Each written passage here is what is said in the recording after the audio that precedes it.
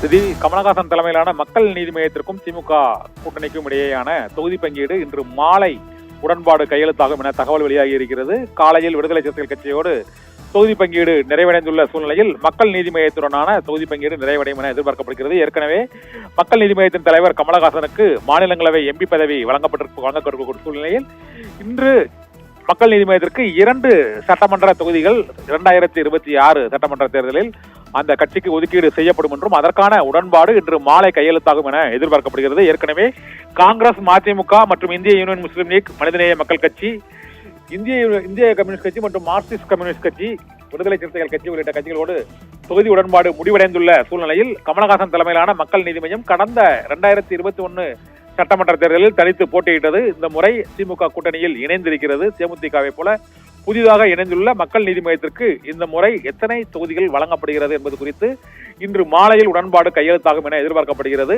ஆனால் மக்கள் நீதி மய்யத்திற்கு 2 தொகுதிகள் வரை வழங்கப்படும் என தகவல்கள் வெளியாகி இருக்கின்றன. மக்கள் நீதி மய்யத்தின் தலைவர் கமலஹாசனுக்கும் திமுக தலைவரும் முதலமைச்சருமான மு.க. ஸ்டாலினுக்கும் இடையே தொகுதி உடன்பாடு ஒப்பந்தம் அண்ணா அறிவாலயத்தில் இன்று மாலை 5 மணி அளவில் தொகுதி உடன்பாடு கையெழுத்தாகும் என தகவல்கள் தெரிவிக்கின்றன.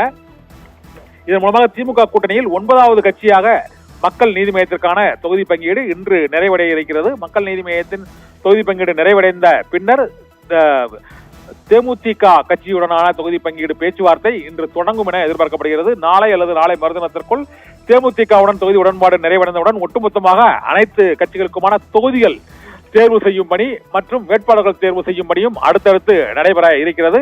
இப்போது உத்தேச தொகுதிகளின் பட்டியலை அந்தந்த கட்சிகளின் தொகுதி உடன்பாடு நிறைவடைந்த உடனேயே திமுக தலைமை வாங்கி இருக்கிறது.